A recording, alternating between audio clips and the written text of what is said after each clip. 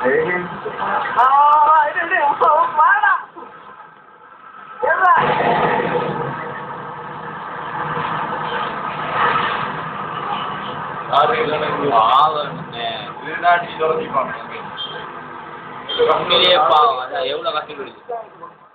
சம்பவத்தில் 4 பேர் காயப்படுவதாக போலீசார் தெரிவித்தனர். இதேவேளை புத்தளம் நகரில் பாதுகாப்புக்கு அமர்த்தப்பட்டிருந்த உத்தியோகர்களை அப்புறப்படுத்துமாறு கேள்வி அமைச்சர் கேட்டுக் கொண்டிருந்ததாக போலீசார் குறிப்பிட்டனர்.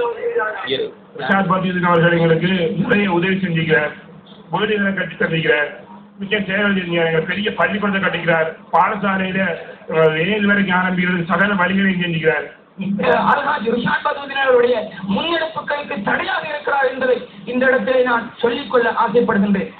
பிரதேசத்தின் பாதுகாப்பை உறுதிப்படுத்த போலீசார் நடவடிக்கை எடுத்ததை அடுத்து ரவுப் ஹக்கீம் அப்பிரதேசம் ஊடாக பயணித்தார்.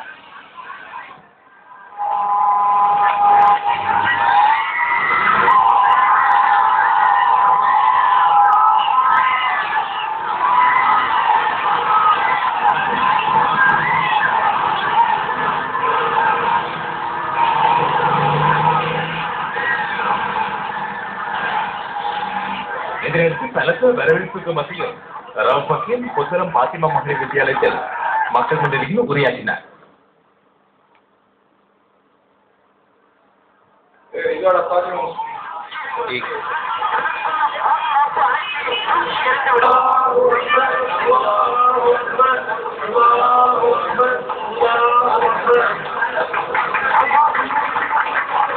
நாங்களே உருவாக்குகிற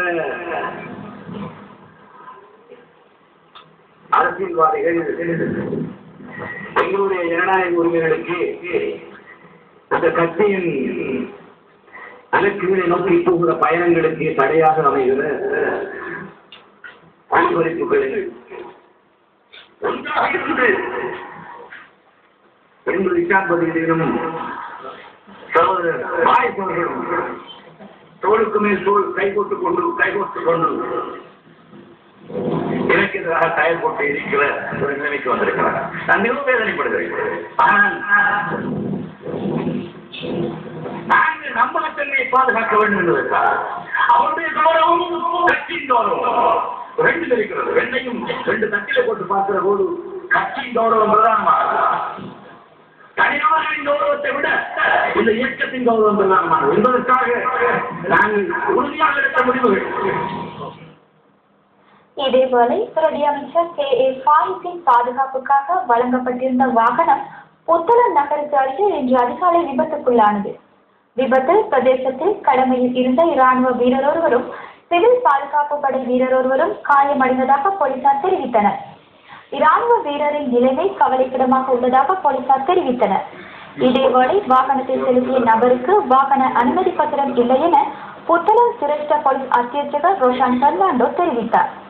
சம்பவம் தொடர்பில் அந்த நபர் கைது செய்யப்பட்டுள்ளதாக சிரேஷ்ட போலீஸ் அத்தியட்சகர் கூறினார்.